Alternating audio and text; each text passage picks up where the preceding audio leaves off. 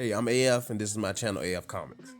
Here I review indie comics and just talk about stuff comic book related because I love comics. In this video I'm going to be talking about Morning Glories, written by Nick Spencer, and art by a couple of people actually.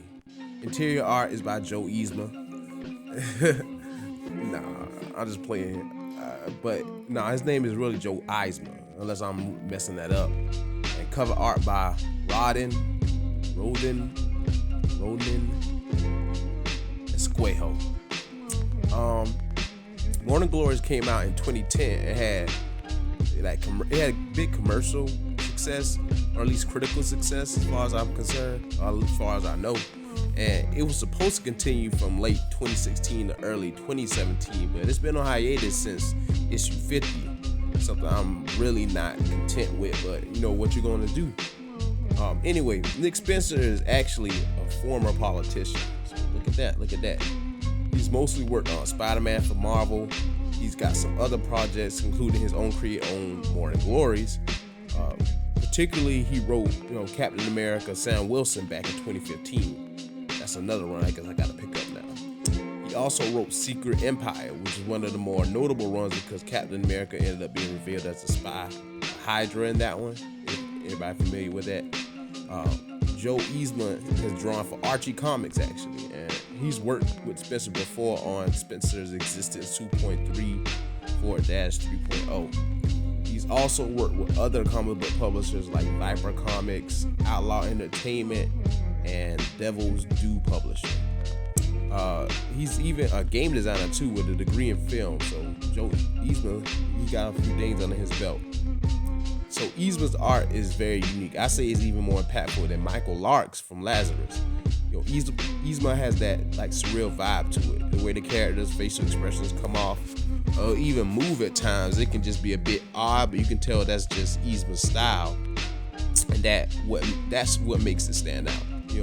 Similar to Lark, Eisma really knows how to show brutality in his figures and the scenes that play out, and he doesn't hold back on more than a couple of panels. And I think this adds gravity to the book because it lets you know that there's real stakes involved when the characters are in danger, because he's not afraid to really mess them up. Now, Rodin Esquejo is the cover artist, and he's drawn for Image's Mind the Gap, which is another book I've been meaning to pick up for a while now. Now, Esquejo is a really good cover artist. I mean, the emotion he captures for every single issue, and like I said, it's been at least 50 issues, isn't something to scuff at. I'm glad they stuck with one artist for each issue too, because generally the comics, they might switch up after every run and have one artist for each run, but because they kept with Esquejo, it makes the book feel more familiar, and his art style really grows on you. I think it's just appropriate for the titles in the books anyway. Now then, onto the background. Morning Glory follows 6 main protagonists: Casey, Zoe, Hunter, Jun, Jade, and Ike. It takes place at Morning Glory Academy, where the students receive instructions from the faculty like Miss Daramau and Mr. Gribbs.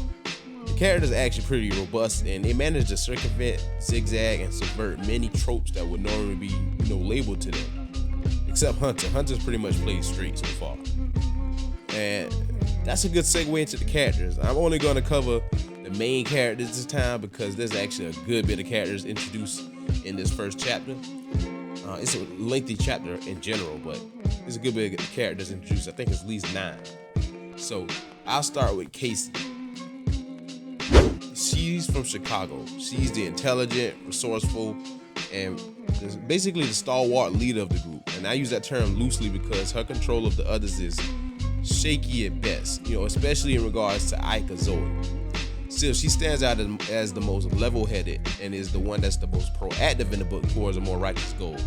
She can be a bit misguided in that, but she's the one that's definitely on the forefront of this all.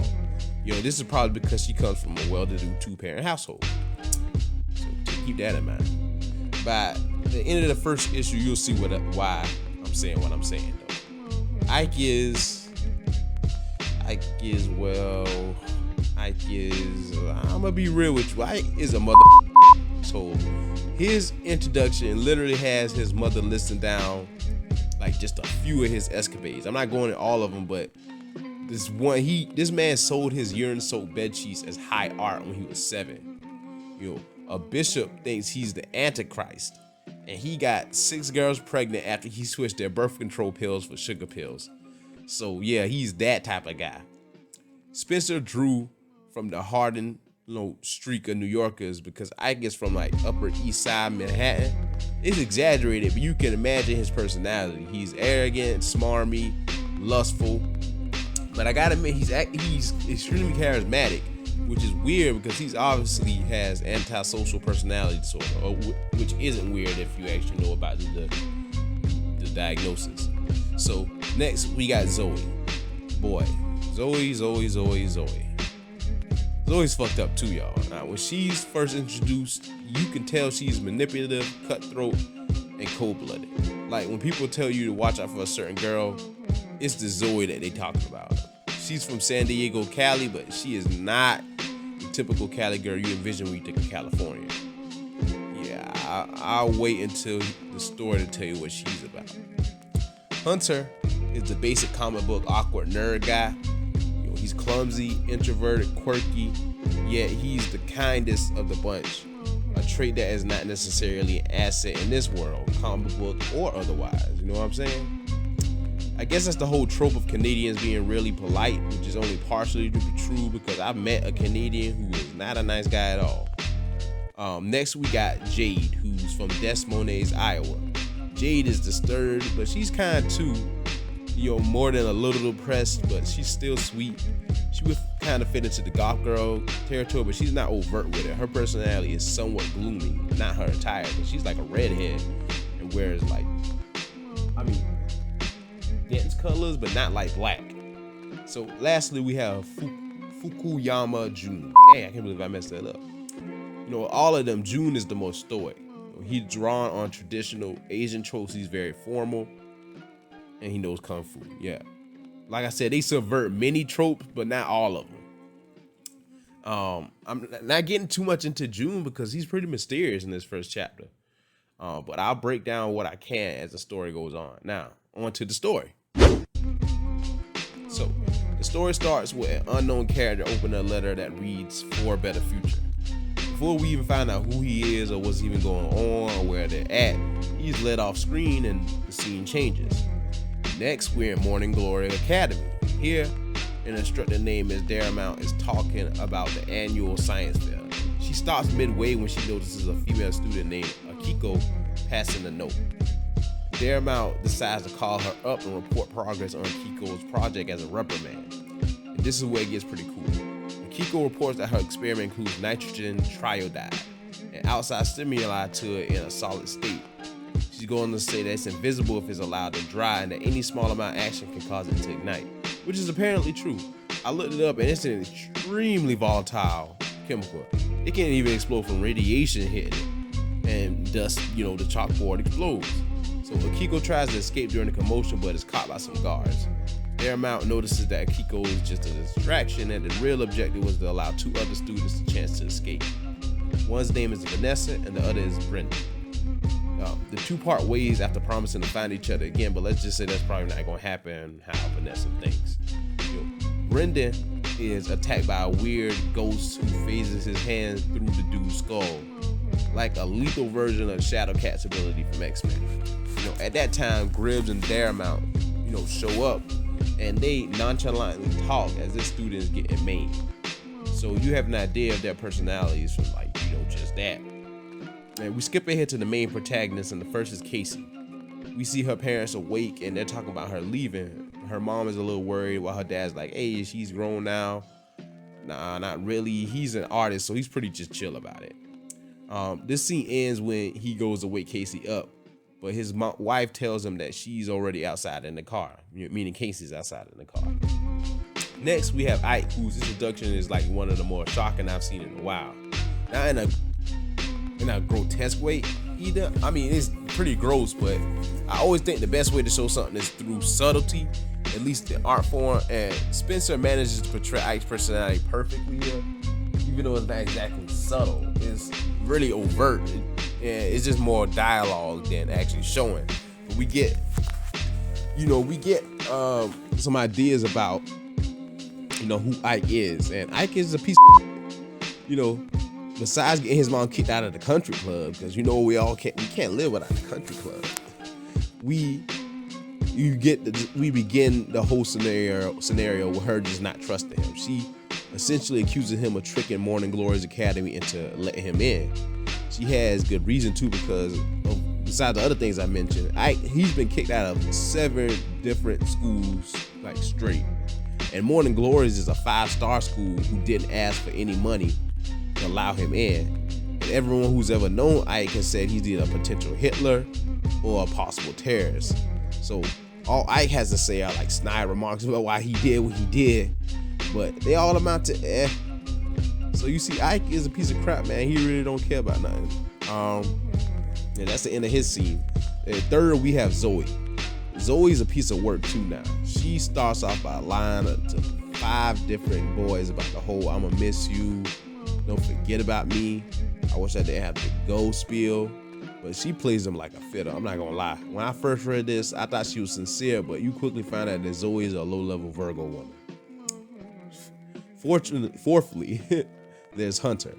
I already described him in the background of the character session. He's pretty much the same here. I mean, he's playing video games with his stepbrother, who calls him his uncle, and Hunter's giving the little kid tips before both of their mutual father comes in. Now they have a short conversation, Hunter and his father, where it's implied that Hunter's dad is either like shorting him on money or just doesn't got it, or he don't consider Hunter important enough to give it to him. It's kind of ambiguous, but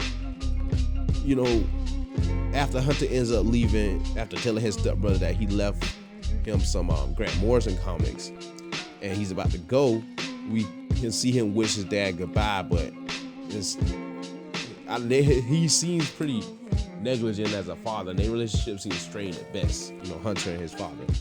But next up, we got Jade, and her name may be Jane or something like that, or her guardian just messed up the pronunciation, implying that he is neglectful too, that he don't care to know her name or something. But Jade is seen under a tree, like writing in her journal, and the contents seem innocent enough. I mean, she's basically like bemoaning the fact that she's gonna be separate from a guy named Marcus. And it turns out that Marcus is actually a teacher that Jade has been stalking, so reverse of the normal situation between a teacher and a student. So we get how unhinged Jade actually is, but she doesn't seem to be manipulative like Ike or Zoe. Other than that, we don't get too much of her personality here. Finally, there's Jun Fukuyama. His introduction is pretty blasé, save for the ending. He's shown in the airport being greeted by the mysterious driver. They head towards the car while the driver asks Jun an odd question. He basically wonders if Jun can claim his own name, which naturally confuses Jun. And they share a bit of banter as they drive before eventually Jun is put to sleep. Yeah, he's knocked out in the car, so you see how things are turning now. We see that all the others are put to sleep too, except for Zoe. Zoe keeps talking until she's finally put to sleep, but they're all knocked out on their way to the Morning Glory Academy. When we're reintroduced again, it's through Casey's viewpoint. She wakes up to find Miss Daramount greeting her at the door, and Casey gets her first look at Morning Glory's Academy, and Daramount gives a short history of the school. It was apparently designed by a dude named Benjamin Gerhardt in 1760, and it was a monastery for about 200 years before it was converted into a school. But it wasn't open until about 14 years ago, and the rest Casey finishes. So the two walk towards the school while the guards carry the body of Brendan. At one point, that same ghost figure, we gotta come up with a name for him, that killed Brendan is behind the duo, which makes me wonder where Vanessa is. But that's neither here nor there. So Daramount leaves Casey in a classroom with Miss Dagny, the residence director. Inside, Casey meets the rest of the class as well. Notably on the screen is a grown man and a little boy. The little boy is herding a goat, and from the way they're dressed, you can tell it's from like biblical time. I point this out because the Jews once had a ritual where they would sacrifice a goat to their deity, Yahweh. And I thought it was interesting because, well, you see how the academy treats its students. So I wonder if that had something to do with them seeing them as just sacrifices or something.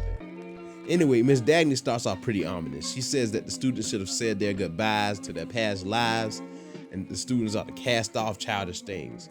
And during this time, Ike greets Casey with, his charm, but Casey rebuffs him and basically tells him to shut up. Dagny continues with the introduction while some disturbing images flash across the screen. Hunter comments on it that Zoe ain't about none of that either. She don't really care. So the lecture eventually, finishes, and Dagny dismisses the group until around 7 a.m. In the hallway, Hunter tries to buddy up to Jun. So the three males, Hunter, Jun, and Ike, end up rooming together in the next panel. Hunter and Jun exchange a bit of their respective histories, telling each other where they come from. This was the reason I didn't include where Jun came from, because in this scene he says he's from Tokyo. We only ever see him at the airport, so I don't know if he really is from Tokyo. Just trying to add a little bit of mystery for y'all. Anyway, Hunter gets a little embarrassed. But Jun reassures him and tells Hunter to stick close to him. And Hunter agrees, but he's like, all right, I will. This is a weird thing to say, but Ike antagonizes both of them immediately, for no reason. And that's the last scene we have of them together. Not the last in the thing, but that's the last scene we have before we switch. So we switch over to the girls, and we see they got a crazy ass roommate, and her name is Pamela, the RA. That's funny. That's like a play on the RAs being crazy. They're not all like that, but the ones I met were pretty loopy. And like I said, she's nutty as fuck. She starts rhyming the girls' names, and she speaks way too fast. She got this whacked out look in her eye. She's like the ultra peppery girl. She's just weird, man. Pamela's odd. So good job on Eisma for portraying that correctly too, and Spencer for writing that character well, because she immediately she's something wrong with her. So moving on, Pamela leaves pretty quickly, which leaves Jade to freak out from losing her notebook and not having a signal on her cell phone. So when she finally gets one thing to start, when she finally gets like a signal, things start to get, a little strange. Jade calls her dad, but her dad is like, girl, I don't even have a daughter. So that's weird. In the next panel, Hunter and Casey have a meet cute moment in the hallway, that TV trope. But Casey is genre savvy enough to be like, nah, bro, we ain't going down that route. We gonna have to replay that on a never day. And she shakes his hand though. So Hunter is completely genre blind though, and he ends up falling head over heels for something he can't have. Poor Hunter. So Casey goes back to her room and finds Jade on the floor cupping her face. Zoe tells her that she's been crying for a little bit. When Casey asks Jade tells her that Jade's father, doesn't remember her. So they chatted up a bit more, and it's revealed that it's Jade and Casey's birthday, May 4th. May the 4th be with you. So, which also fills in some gaps about when the comic is. We also find out that at least two of the characters, Jade and Casey, are both 16. So Casey questions Zoe, who reveals that Zoe is adopted, and her birthday is October 10th, just like Naruto, ironically. So Casey gets a joke and asks Hunter and Jun when their birthdays are, to which they answer today. So she rushes to find Ike after Ike tries. She rushes to find Ike after Hunter tries simping. He's trying to come along with her, but she don't hear him offer his meager assistance. And she finds Ike basically being a delinquent and breaking into a vending machine. Honestly, man, Ike seems to do stuff just cause at this point in time. So Casey figures out that Ike's birthday is today too, and Ike, confirms. But also assuming that Casey's going to give him a lap dance. Predictably, Casey refuses and runs off and ends up running into Pamela. Casey tells her what's going on, and Pamela's like, duh, bitch. That's one of the reasons the school selected you. They all got the same birthday, apparently. So She goes on to lead Casey down to this really, really, really, really winding hallway, which has no dimensions that's fit within any school ever. Legitly. But this looks like the hallway from the Kingdom Hearts 2 opening, like really. So during their descent, Casey tries to tell Pamela about Jade's issue. And Jade's dad is forgetting her and whatnot, and Pamela's like, surely, sure, rhyming her names and words together again. So apparently, according to Pamela, that's a part of the program too. And that's something the school encourages the parents to do, to help with separation and encourage independence and blah, blah, blah, blah, blah, blah, blah. Casey understandably is like, that's crazy, and affirms that her parents wouldn't ever do something like that.